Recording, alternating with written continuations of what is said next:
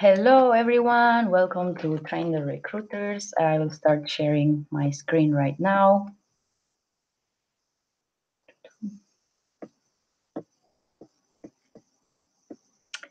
Okay, so I will start, and as always, remember that since this is like a YouTube live stream, I cannot see the comments because I'm sharing my screen right now. But if you have any questions or at any point is there something that's not clear, just write it there in the comments, and then I will read it. So welcome, and super happy to be here doing our third Train the Recruiters. And sadly, it's the last one, but if you ever need to have another one, and like we have a lot of people who wants to have another one, we can have it. But I think so far you are more than ready to really rock this recruitment. So this is the agenda we'll have today. First is the welcome and some reminders, so to keep always aware of what we're working for and main things that we should know about this recruitment. Then a second part called the key is the follow-up.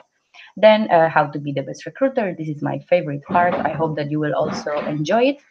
Then our recruitment goals. And last but not least, just a short closing of what was the whole Train the Recruiters.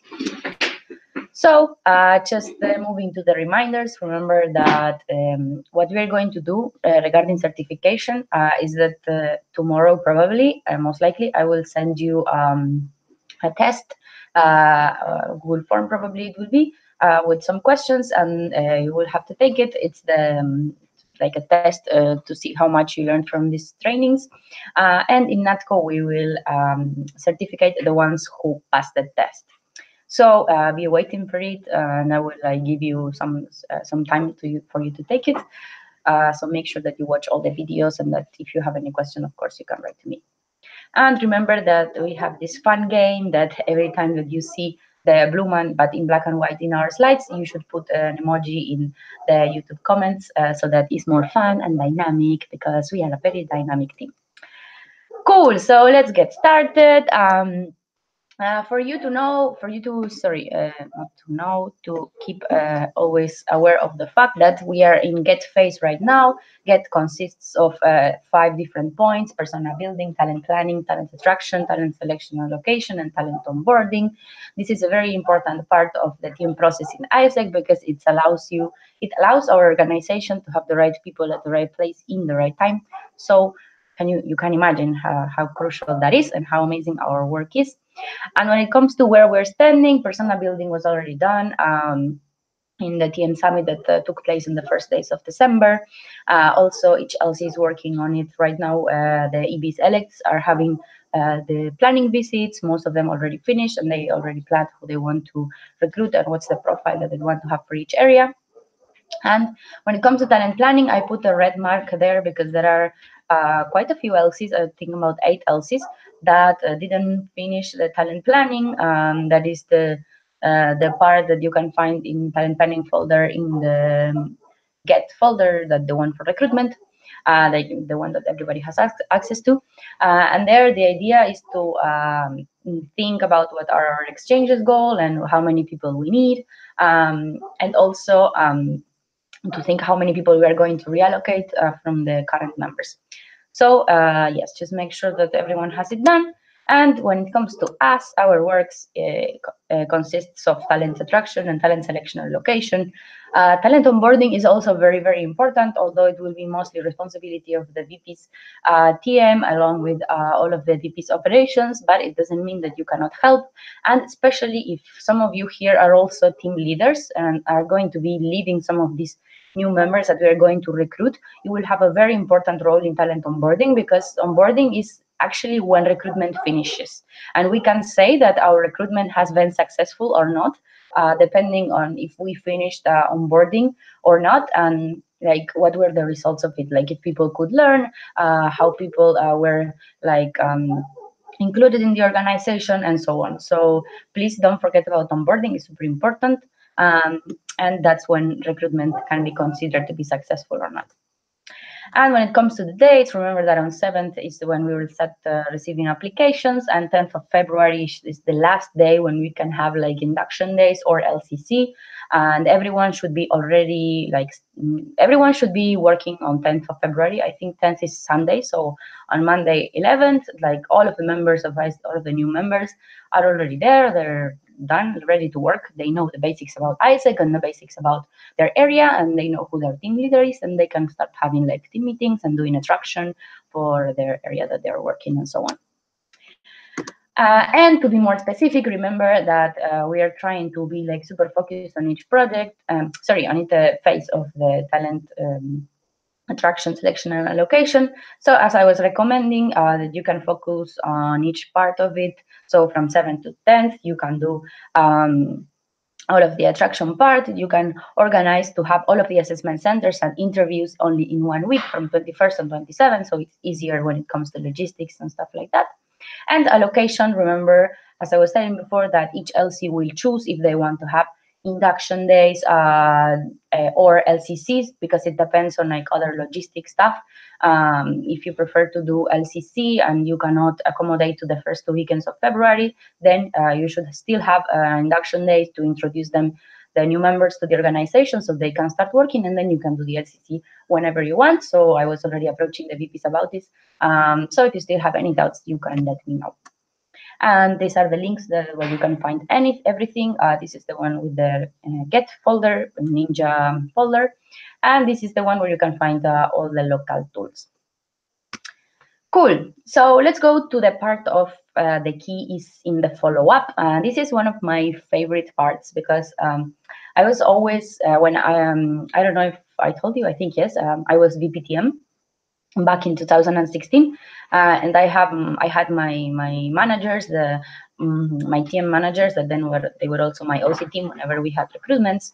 And follow up was one of the things that I enjoy the most and that give me more satisfaction, because if I really did it fast and if I did it in a cool way, I could get like fast results, because I'm a person who is very like results oriented. So whenever I was contacting someone and they were like replying to me fast, I was feeling like super cool, and I was feeling that I was such a cool VP because I was being good with my customers, and they could know about ISEC super fast and in the best way.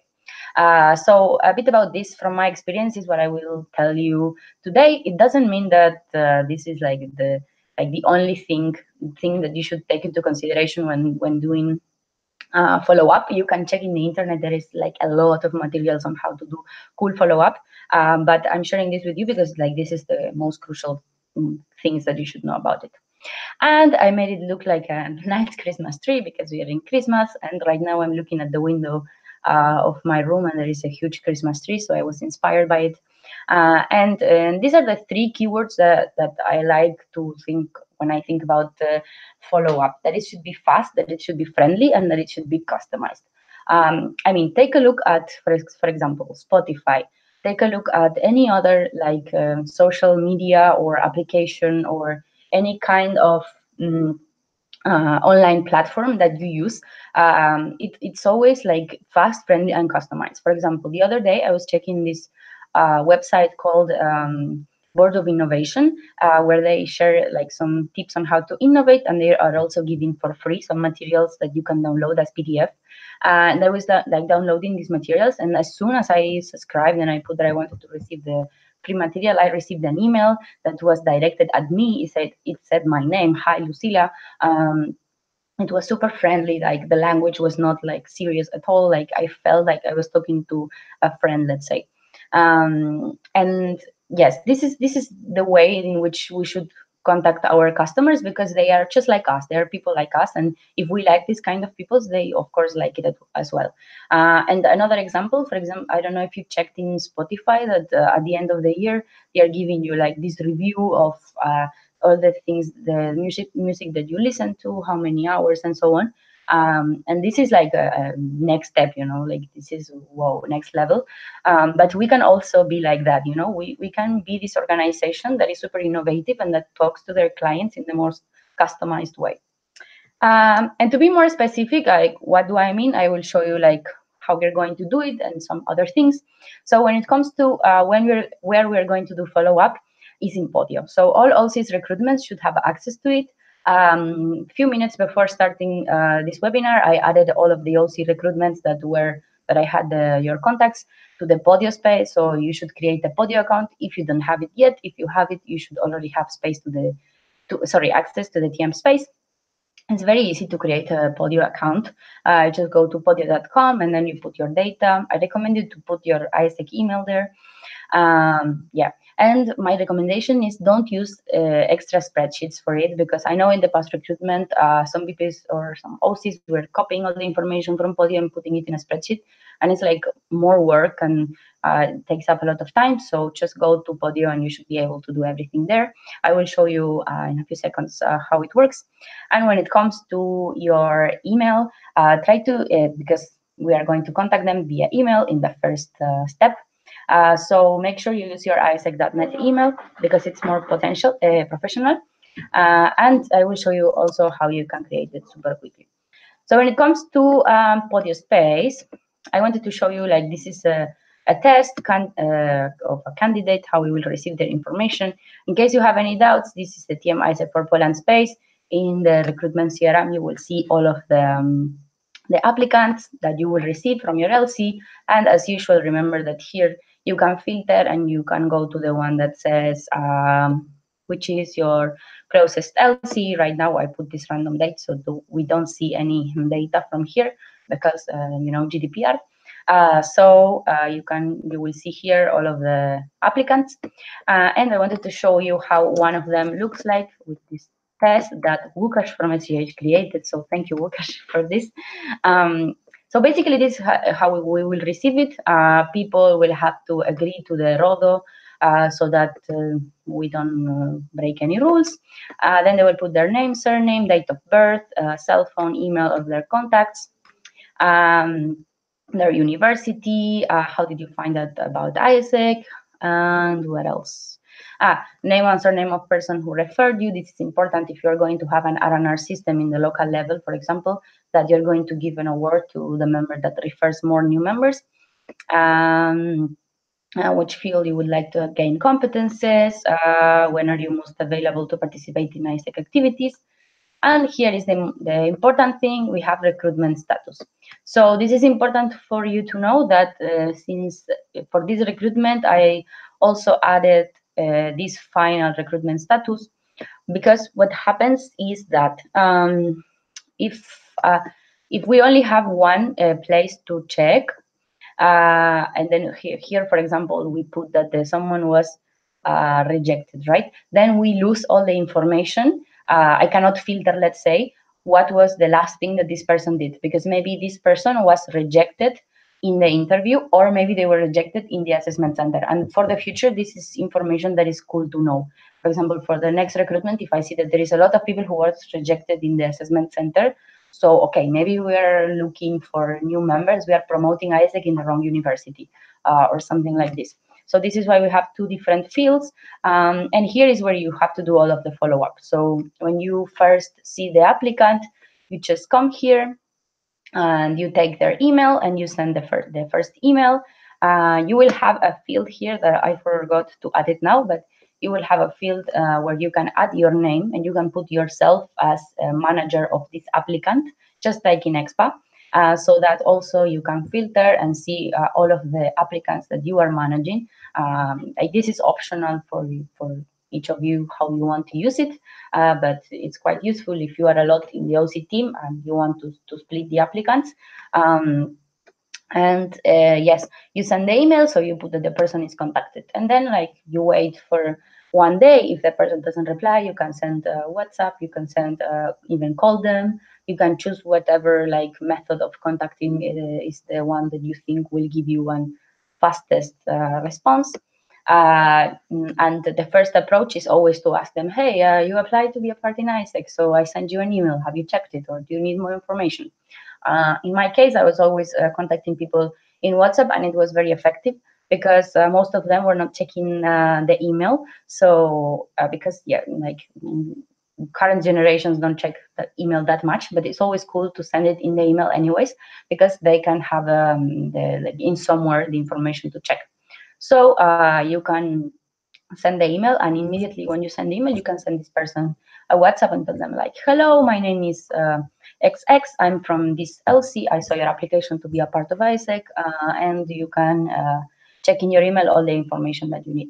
There is also one thing that is called WhatsApp Business that you can decide to have for your LC. So in that case, you will be contacting your applicants from ISEC in Białystok, for example, and not as your personal things. But I think you have to pay a bit. It's not so expensive, so this is an option that you can use.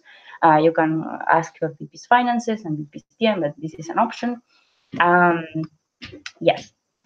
So when they are like telling you, for example, I don't know, they said, yes, I'm interested, I will want to go to the interview. So they tell you, yes, I'm going to this or that interview. Then you put that the interview has been scheduled, and then they have been interviewed, and so on as the time passes by. And this one is the last, like the final confirmation of what happened with this applicant, which is also like very cool information for the future recruitments, because we can go there and see what percentage of all the applicants was approved, what percentage was rejected, and so on. So yes, this is mostly it about the app. So just as a wrap up of what we talked about, you should have access to the Podio space. If you don't have, ask me and I can add you, or ask your VP TM.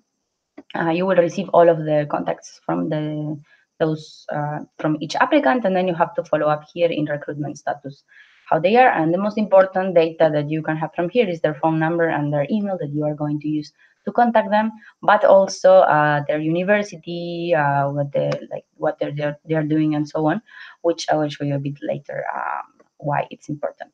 And when it comes to your ISEC email, I also wanted to show you very quickly that in XPath 3, right now, when you just enter, you can see that there is a picture that explains you how to create your ISEC email. It's right here. So you open it, and it's a screenshot that says how you can create it. So if you don't have it, please create it, because as I noticed that there is a lot of people with non-ISEC emails. Yeah, and like it's better when you have your ISEC email. It's more professional. It looks nicer. Yeah, and if we have the chance to have them, like, yeah, please use them. So this is all about Podio and the ISEC email. So remember about this. And when I was telling you about this thing of being fast, friendly, and customized, when I said customized, this is, for example, what I meant, making customized email for each target faculty. So, for example, if for OGB, you know you want to focus in economics university because you have this project from other countries that is for economic profile. So you really want your BPOGB said that they want to sell this project, so they need people from that university.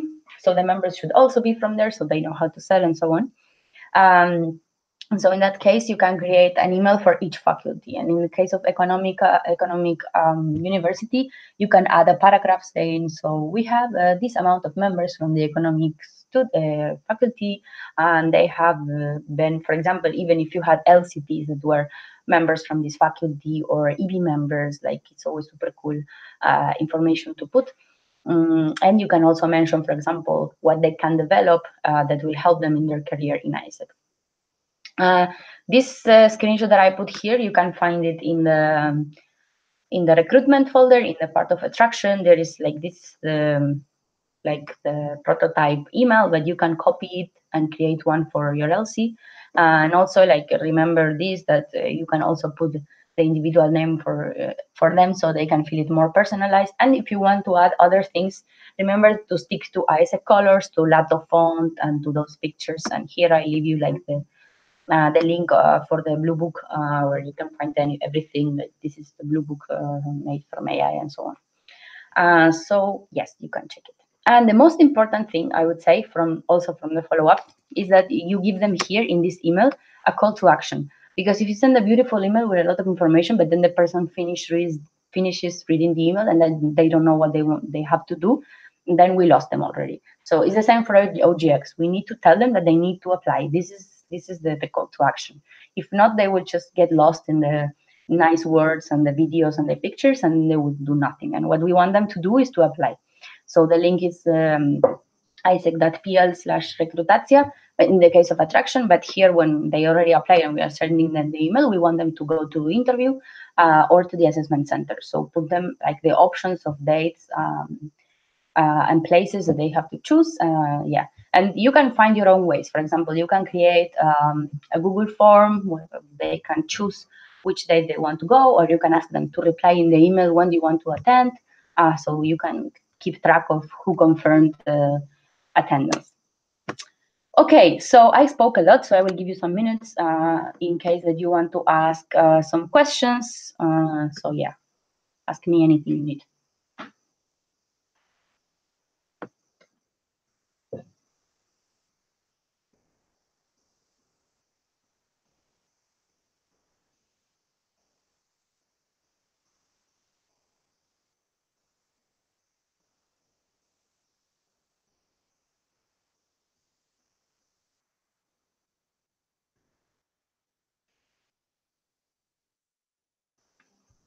I like seeing the emojis. It's super funny.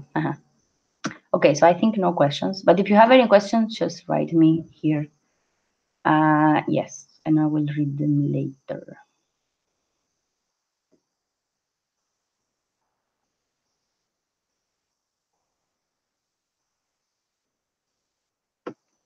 Okay, so I will move on. And then we come to this part that I was telling you also at the beginning that is one of my favorite parts. So how to be the best recruiter. Here I collected a few tips also like from my own experience, but also like I was reading some articles in LinkedIn and some stuff like that. By the way, I really recommend LinkedIn. They are having a lot of articles about how to do recruitment, how to be a better TM in general, because yeah, they work a lot on that field, so they have really cool materials. So the first thing about how to be like the greatest recruiter is to study the candidates. So some tips about this is just ask yourself the question whenever you're going to an interview or to an assessment center. What is the background of this person? How old are they? What do they want to develop? For example, I always remember that whenever I was conducting my recruitments, I the first weeks I knew all of the names of them because usually the first week you have like I don't know an amount of applicants that you can manage in your brain. Then the second third week you start having a lot and you start to forget. But in the first weeks I always knew how many applicants I had from which university, what they studied, because I was doing like yes, they were a few. So just make sure that you split the applicants in a way that they have one person in the OC like following up on them and they know their data. Also, this is very stalker, but if you can actually do it, it will save you a lot of time. Checking their Facebook or LinkedIn profile, because it can give you like extra information that they don't put in the application. For example, you can see in LinkedIn that they already have professional experience, so you can think, oh, maybe this person is a good profile for OGET or for IGET, because they have to work more with companies and have like this more professional profile. So sometimes it can be quite useful. And then like think in advance, thinking yourself in advance what doubts you have about them. Some questions will come easy. For example, if somebody puts that the only time they have available to work for ISEC is then in the night, okay, so it might be complicated because maybe you already know that in your LC everyone does ISEC stuff in the afternoon. So if this person is only available in the night, so it might be complicated. So just ask them again. So is this the only time that you have to work in ISEC? Or for example, I don't know if the person is interested in some developing finances or talent management, and you know that they won't be allocated in those areas at the beginning because they're always in front office. So you can ask them already in advance. So you will be allocated in front office. You have possibility to be in those areas, but in the future. So how do you feel with that? Is it okay for you? And these kinds of things. Yeah, these are the things that you get from the application, but of course in the assessment center and so on, you will see them working and you will know if they will be able or not to perform, let's say, the ISEC activities. Then also super important, keep your objective in mind. So remember to review the JDs for each area and like try to think, okay, well, what this person has to do. Can this candidate do that? Yes or no? Like as I was saying before, if it's someone that's, if you need a lot of people for OGX and all your applicants have problems with the public speaking, okay, so we have a problem because they have to do attraction. So try to always have this in mind and tell them that what's their job more or less going to look like. I mean, don't explain to them the whole JD, but tell them you will have to do a lot of public speaking. How do you feel with that? Yes, also keep in mind the goal of candidates for each area. This is something that when I was VP, I never managed to do, and I wish I had. Because what happens is that if you don't have the profiles of the people in mind or the JDs in mind, you end up recruiting like cool people, but then if you don't think about that, you don't ask them the right questions or you don't set expectations right with them, and you can save yourself like a lot of time. Because if we don't do this in the more specialized ways, we only end up like recruiting people that have the values and that like the organization, and yes, this is cool, but then we are missing on all the other information that can also make allocation easier and the work of team leaders and VPs easier. And the last thing is always talk to the rest of the recruitment team and to your VPs if you are a VP, to make sure that you are not recruiting like the same people, or that yes, just to keep each other updated on like the results of the candidates, so that you're not having like too many, too less, or something that is not what we need. Then ask the right questions. This is very related to studying the candidates. If you study the candidates, you will be able to ask like those questions that you need to know, that you didn't get, like you couldn't get the information from the application. Then ask questions where they can develop the answer. Actually, like don't ask close-ended questions, which are the questions that can be answered with yes or no. For example, don't you, if you ask someone, so you were terrified, were you terrified the other day? And probably they will say yes or no, and so they won't have a space to develop how they felt. So, but if you ask them, how did you feel yesterday? They will probably tell you more. And what we need in the interviews and the assessment centers is for them to to develop, so that we can see them in action. And always, of course, have something to write close to you, so that you can like spot those things that you need to talk to your VP or to your recruitment team, and you can have it handy. And then one that also for me is very important, because when we are going to be recruiting, yes, we're going to be part of the recruitment team, we're going to be doing something really cool, but we are also going to be the face of ISEC, of global ISEC for that person. Because you can imagine that those persons know nothing about the organization, about what we do, who we are. So everything we do there is the first impression they will have about us. And not only about, for example, ISEC in Białystok, ISEC in Kielce, ISEC in Wrocław. It's the first impression they will have about ISEC, not even in Poland, but about in the world, which is the same that will happen for us. I don't know, if we go to Starbucks and they give us cold coffee. So we will think that all of the Starbucks are very bad. So yeah, remember to be assertive, present, and professional. So try to practice what you're going to say, especially the part when you explain ISEC, because this is, for example, when I was VP, the first times that I was doing recruitment, I was so bad. I don't even know how people even decided to join ISEC, because I didn't practice anything and I was explaining like very poorly what is ISEC. My recommendation is to explain the ISEC way, because is the truth. That's who we are and that's what we do. So just explain very quickly, like very briefly, but also like easy to understand that we're an organization that strives for peace and fulfillment. How do we want to reach that? By developing leadership in youth. And how do we want to develop leadership? By by doing exchanges. And how we do exchanges, how we work together, we have this platform and so on. So yeah, practice. Also, like, leave your phone away, be present, look at the candidates in the eyes. Like, if you show that you are present, like, and that you are like respecting this time, they will also imitate this for the future. And in the LC meetings, they will also be paying attention, and in the team meetings, they will also be paying attention.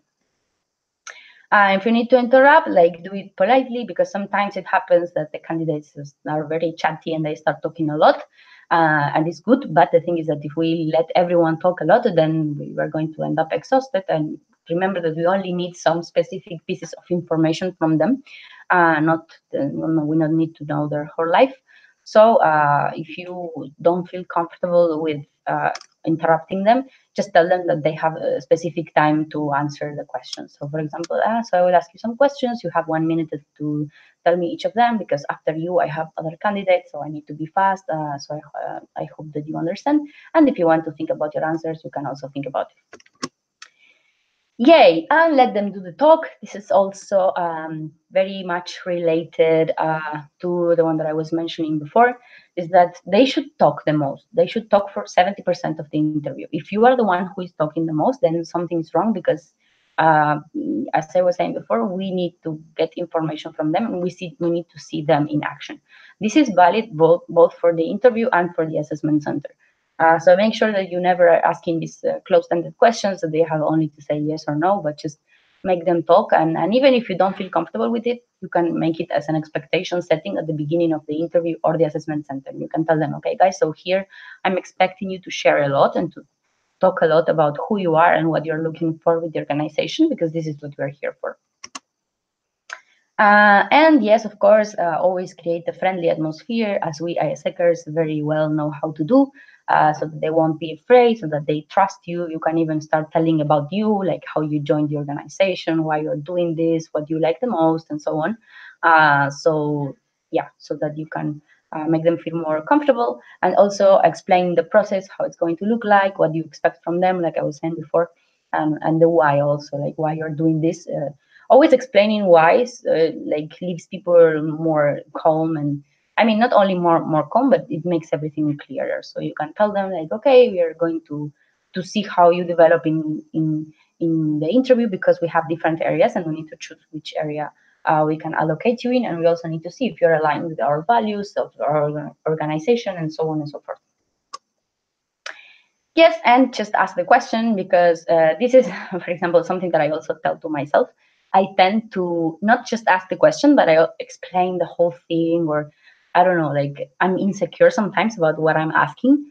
So I tend to make the question really long, or to say a very long thing before asking the question. So if you are like me, just ask the question, like don't be scared.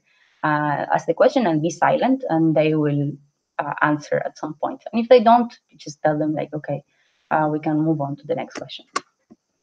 Yay! So that part was super cool. It was actually one of my favorites, as I told you before, and I hope those tips really helped you. I will check if somebody has.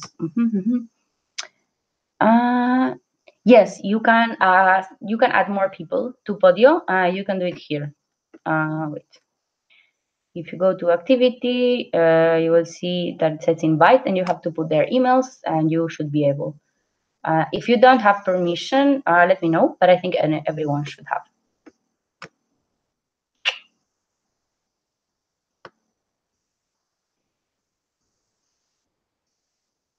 Cool. So I think no one has more questions. As usual, remember to write them down if you have. Okay, and we'll go to the last part. That is the goals.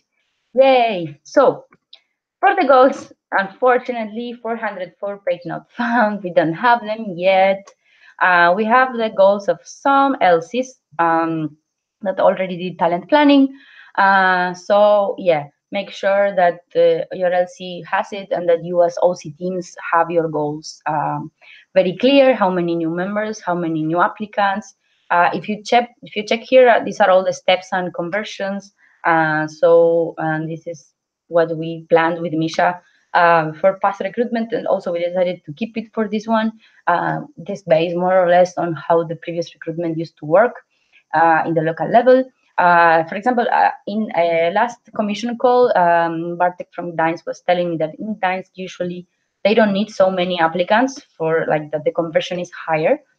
So if that's also the case for you, you can let me know. Write to me.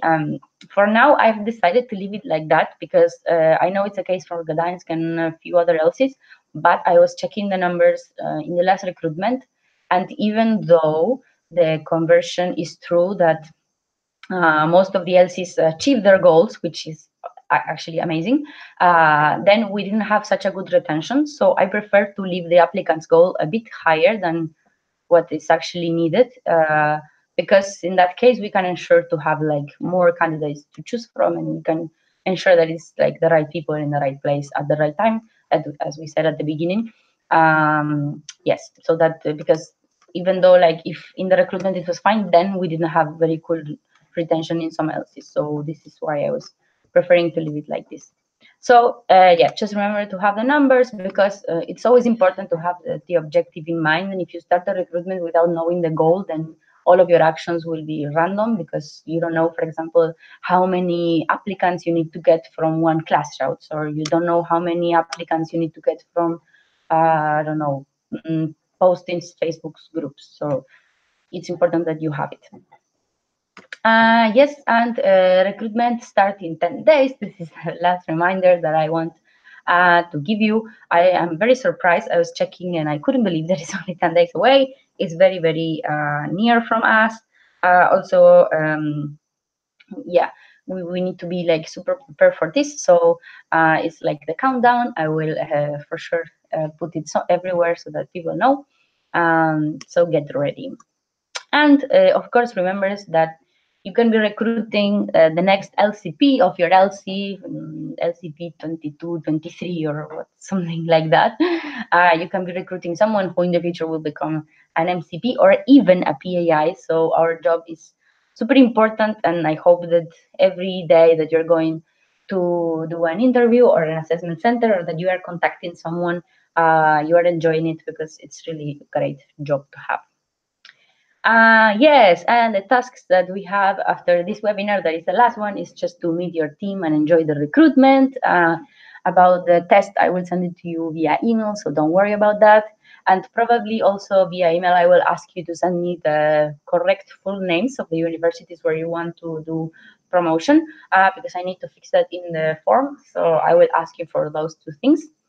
Yes, and that was it for today's webinar. I hope you enjoyed it, and I will check again if you have any questions, and I think no.